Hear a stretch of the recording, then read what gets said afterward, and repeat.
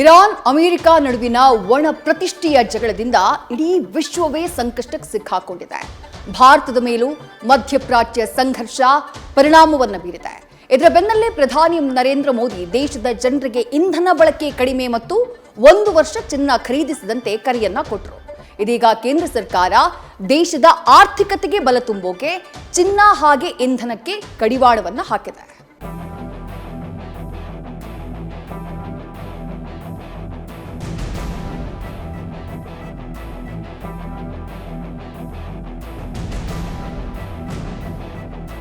ಈ ಹೆಸರು ಕೇಳಿದ್ರೆ ಸಾಕು, ಜಗತ್ತು ಇವತ್ತಿಗೂ ಕೂಡ ಬೆಚ್ಚಿ ಬೀಳುತ್ತೆ.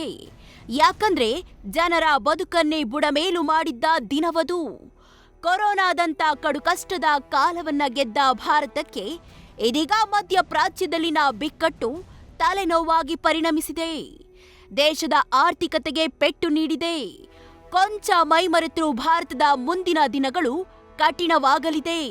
ಹೀಗಾಗಿಯೇ ಪ್ರಧಾನಿ ಮೋದಿ ಇಂಧನ ಬಳಕೆ ಕಡಿಮೆ, 1 ವರ್ಷ ಚಿನ್ನ ಖರೀದಿಸಬೇಡಿ ಎಂದು ಕರೆ ನೀಡಿದ್ರು. ಇದೀಗ ಕೇಂದ್ರ ಸರ್ಕಾರ ಚಿನ್ನ ಆಮದುಗೆ ಹೊಸ ಮಾರ್ಗಸೂಚಿಯನ್ನ ಬಿಡುಗಡೆ ಮಾಡಿದೆ.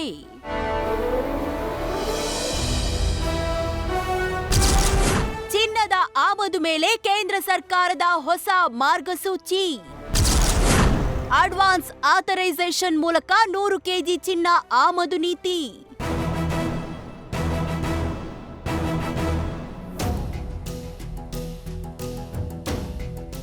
ಮೊನ್ನೆಯಷ್ಟೇ ಚಿನ್ನ ಆಮದಿನ ಮೇಲಿನ ಸುಂಕವನ್ನ 6% 15% ಏರಿಸಿದ್ದ ಕೇಂದ್ರ ಸರ್ಕಾರ ಚಿನ್ನಕ್ಕೆ ಕಡಿವಾಣ ಹಾಕಲು ಇದೀಗ ಮತ್ತೊಂದು ಮಹತ್ವದ ನಿರ್ಧಾರ ಕೈಗೊಂಡಿದೆ. ದೇಶದ ಚಿನ್ನದ ವ್ಯಾಪಾರ ಕ್ಷೇತ್ರದಲ್ಲಿ ಪಾರದರ್ಶಕತೆ ಹೆಚ್ಚಿಸಲು ಮತ್ತು ಅಕ್ರಮಗಳನ್ನು ತಡೆಗಟ್ಟಲು ಡಿಜಿಎಫ್ಟಿ ಅಂದ್ರೆ ವಿದೇಶ ವ್ಯಾಪಾರ ನಿರ್ದೇಶನಾಲಯವು ಚಿನ್ನ ಆಮದಿಗೆ ಸಂಬಂಧಿಸಿದಂತೆ ಹೊಸ ಮಾರ್ಗಸೂಚಿಯನ್ನ ಜಾರಿಗೊಳಿಸಿದೆ. ಡಿಜಿಎಫ್ಟಿ ಹೊರಡಿಸಿರುವ ಸಾರ್ವಜನಿಕ ಪ್ರಕಟಣೆಯ ಪ್ರಕಾರ ಅಡ್ವಾನ್ಸ್ ಆಥರೈಸೇಷನ್ ಯೋಜನೆಯಡಿ ಚಿನ್ನ ಆಮದಿಗೆ ಗರಿಷ್ಠ ಮಿತಿ ನಿಗದಿಪಡಿಸಲಾಗಿದೆ. ಒಂದು ಬಾರಿಗೆ ಗರಿಷ್ಠ 100 ಕೆಜಿ ಮಾತ್ರ ಚಿನ್ನ ಆಮದಿಗೆ ಅವಕಾಶ ನೀಡಲಾಗಿದೆ. ಇನ್ನು ಚಿನ್ನದ ಆಮದಿಗಾಗಿ ಮೊದಲ ಬಾರಿಗೆ ಅರ್ಜಿ ಸಲ್ಲಿಸುವ ಕಂಪನಿಗಳು ಅಥವಾ ಉದ್ಯಮಿಗಳ ಉತ್ಪಾದನಾ ಘಟಕಗಳ ಭೌತಿಕ ತಪಾಸಣೆ ಕಡ್ಡಾಯವಾಗಿರುತ್ತೆ. ಘಟಕದ ಅಸ್ತಿತ್ವ, ಸಾಮರ್ಥ್ಯ, ಕಾರ್ಯಕ್ಷಮತೆ ಪರಿಶೀಲಿಸಿದ ಬಳಿಕವೇ ಚಿನ್ನ ಆಮದಿಗೆ ಅನುಮತಿ ನೀಡಲಾಗುತ್ತೆ. ಆಮದು ಮಾಡಿಕೊಂಡ ಚಿನ್ನದ ಬಳಕೆ ಮತ್ತು ರಫ್ತಿನ ಬಗ್ಗೆ ಚಾರ್ಟೆಡ್ ಅಕೌಂಟೆಂಟ್ ದೃಢೀಕರಣದೊಂದಿಗೆ ಪ್ರತಿ 15 ದಿನಕ್ಕೊಮ್ಮೆ ವರದಿ ಸಲ್ಲಿಸುವುದನ್ನು ಕಡ್ಡಾಯಗೊಳಿಸಿದೆ.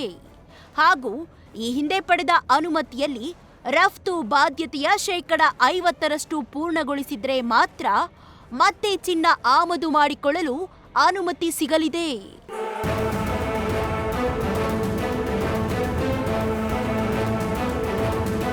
ಕೇವಲ ಚಿನ್ನಕ್ಕೆ ಮಾತ್ರವಲ್ಲ, ತೈಲದ ಮೇಲೂ ಕೇಂದ್ರ ಸರ್ಕಾರ ನಿಗಾ ಇಟ್ಟಿದೆ.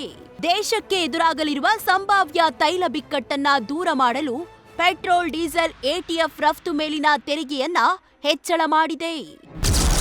ತೈಲ ರಫ್ತು ತಡೆಯಲೆಂದೇ ರಫ್ತು ತೆರಿಗೆಯನ್ನ ಕೇಂದ್ರ ಸರ್ಕಾರ ಹೆಚ್ಚಳ ಮಾಡಿದೆ. ಪೆಟ್ರೋಲ್, ಡೀಸೆಲ್, ಎಟಿಎಫ್ ರಫ್ತು ಮೇಲಿನ ತೆರಿಗೆ ಹೆಚ್ಚಳ ಮಾಡಿದೆ.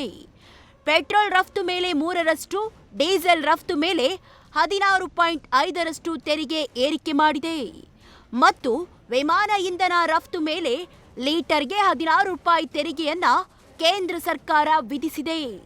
ಇದರಿಂದ ತೈಲ ಕಂಪನಿಗಳು ರಫ್ತು ಮಾಡಿದ್ರೆ ಹೆಚ್ಚಿನ ಆದಾಯ ಸಿಗಲ್ಲ.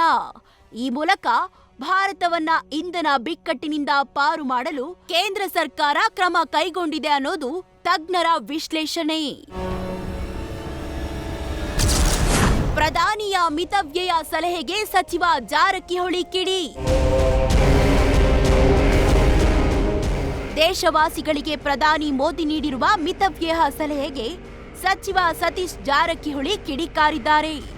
ಚುನಾವಣೆ ಮುಗಿಯುವವರೆಗೂ ಸುಮ್ಮನಿದ್ದು ಈಗ ಎಲ್ಲ ದರ ಹೆಚ್ಚು ಮಾಡ್ತಿದ್ದಾರೆ ಎಂದು ವಾಗ್ದಾಳಿ ನಡೆಸಿದ್ದಾರೆ. 2-3 ದಿನ ಚುನಾವಣೆ ಮುಗಿದ ತಕ್ಷಣ ಮತ್ತೆ ಬೆಲೆ ಏರಿಸಿದ್ದನ್ನು ನಾವು ನೋಡಿದ್ವಿ ಈ ದೇಶದಲ್ಲಿ. ಸೊ ಅದು BJP ಅವರ ಒಂದು ಸ್ಟ್ರಾಟಜಿ. ಯಾವಾಗಲೂ ಚುನಾವಣೆ ಆದ ತಕ್ಷಣ ಮಾಡೇ ಮಾಡ್ತಾರೆ. ಬೆಲೆ ನಿಯಂತ್ರಣ ಇಲ್ಲ, ಪೆಟ್ರೋಲ್ ಅಂತಿ ಎವ್ರಿ 6 ಮಂತ್ಗೆ ಒಂದು ಸಾರಿ ಹೆಚ್ಚು ಮಾಡ್ತಾನೆ ಇರ್ತಾರೆ. ಮತ್ತು ಈಗ ಇದು ನಮ್ಮ ವಿದ್ಯೆ ನೆಪ ಇಟ್ಕೊಂಡು ಮತ್ತೆ ಮಾಡ್ತಿದ್ದಾರೆ. ಬರೀ ಪ್ರವಾಸ ಆಯಿತು, ಆದರೆ ಇದಕ್ಕೆ ಒಂದು ಕಾಯಕಲ್ಪ ಕೊಡಬೇಕು ಅನ್ನೋದು ಅವ್ರ ಪಕ್ಷದವ್ರು ಅದನ್ನು ಹೇಳಬೇಕು ಪ್ರಧಾನಮಂತ್ರಿ. ಯಾಕಂದ್ರೆ ಪಕ್ಷ ದೊಡ್ಡದು, ವ್ಯಕ್ತಿಗತ ಎಲ್ಲ ಪಕ್ಷ ಭಾಳ ದೊಡ್ಡದು. ಪಕ್ಷ ಅವ್ರಿಗೆ ಸಲಹೆ ಸೂಚನೆ ಕೊಡಬೇಕು ಯಾವ ಥರ ದೇಶ ನಡೆಸಬೇಕು ಏನಂತ.